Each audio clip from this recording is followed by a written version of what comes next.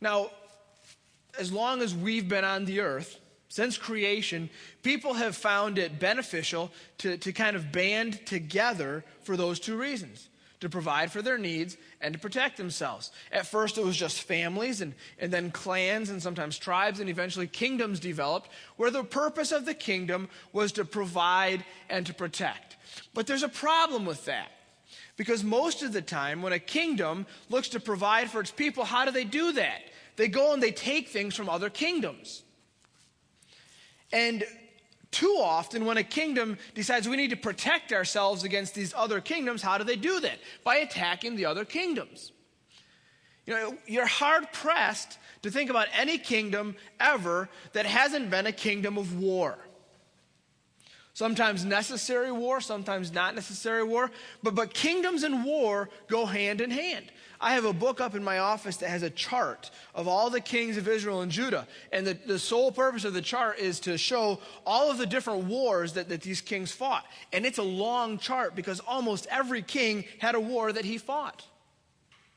And if you think about modern day kingdoms, think about the Kingdom of America. In my lifetime, there has not been a president who has not during his time had some kind of military action going on. Because the reality is that providing for people and protecting people in our world means war. It's impossible for us to fathom a kingdom or a king that wouldn't have part of his job description going to war. Because we say we've got to be able to protect ourselves. And so this idea of a kingdom of peace is kind of an upside down idea. A kingdom of peace requires a whole new kind of king and a whole new kind of kingdom. And it's really something that we might think is kind of impossible. You know, in Isaiah 11, Isaiah talks more about this kingdom that's coming. He says, "A shoot will come up from the stump of Jesse. From his roots, a branch will bear fruit." And what he's saying is the line of David, the line of Jesse, which is going to be chopped off when the nation of Judah gets carried off to Babylon. But out of that stump, a shoot will come up. And listen to the kind of kingdom it's going to be. Righteousness, this is verse 5. Righteousness will be his belt, and faithfulness, the sash around his waist. Now listen to this. The wolf will live with the lamb. The leopard will lie down with the goat, the calf and the lion and the yearling together, and a little child will lead them. The cow will feed with the bear. Their young will lie down together, and the lion will eat straw like the ox. And this one's crazy.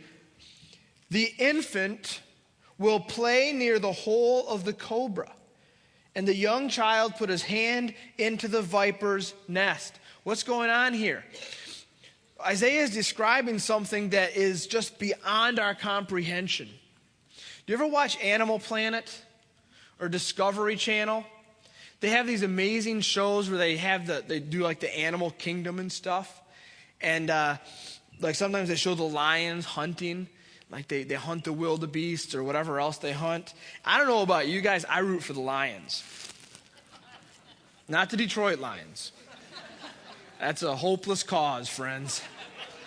But I root for the real Lions. And the reason is because I like to root for the winner, because they always win.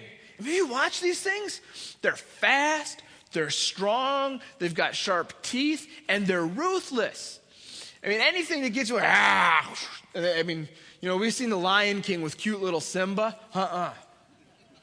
No, and you watch these lions attack their prey, and they get up on them, and they sink their claws into them, and they sink their teeth into them, and they just gnaw on them until finally the animal falls over, and they all gather around, and they start feasting.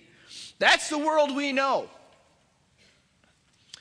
I have a deathly fear of snakes.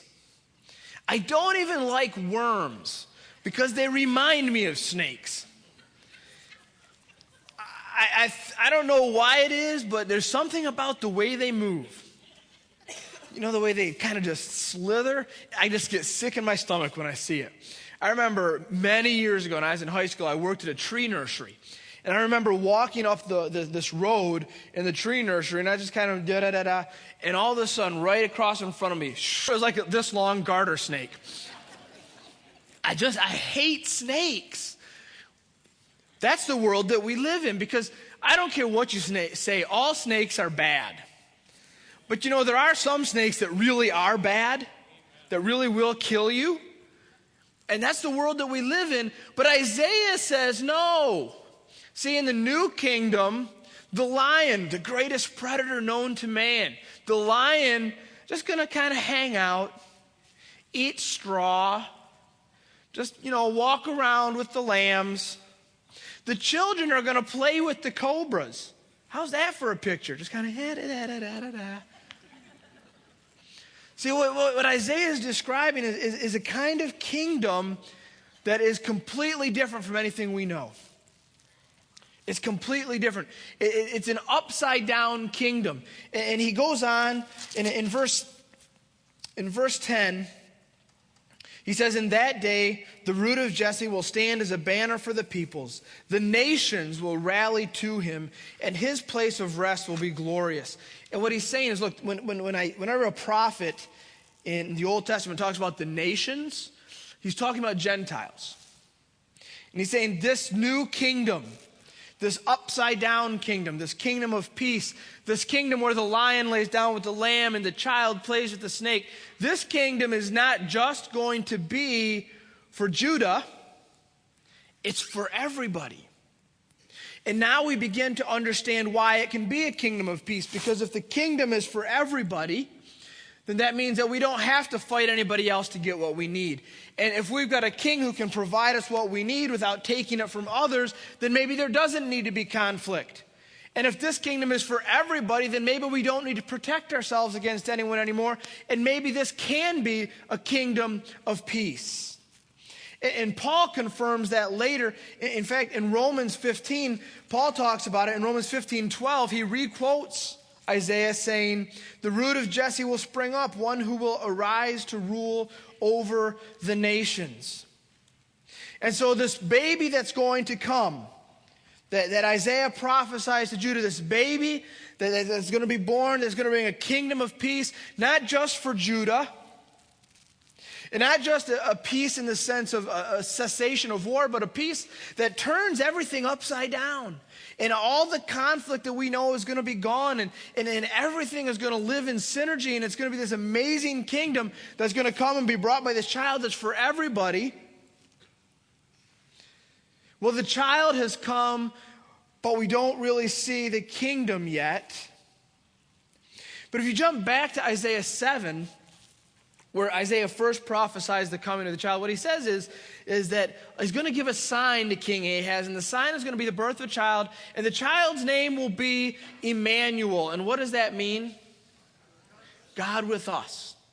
And so here's the final piece of the kingdom that's, I think, maybe the coolest part of all, is that God will be with us. And so we're going to have this kingdom of peace, where there's no conflict, where everything is provided, where there's no need to protect yourself, where the lion lays down with the lamb, where the child plays with the snake, where every nation on earth is a part of this kingdom and there's no more conflict. It's for everybody.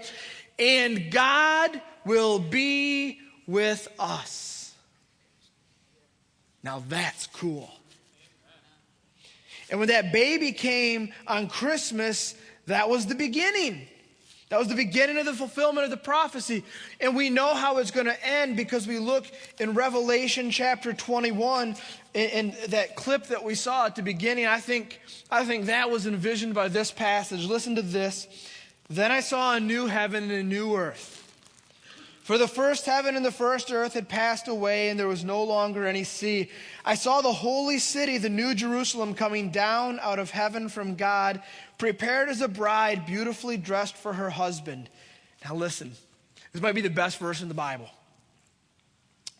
And I heard a loud voice from the throne saying, now the dwelling of God is with men, and he will live with them. They will be his people, and God himself will be with them and be their God. He will wipe every tear from their eyes. There will be no more death or mourning or crying or pain, for the old order of things has passed away.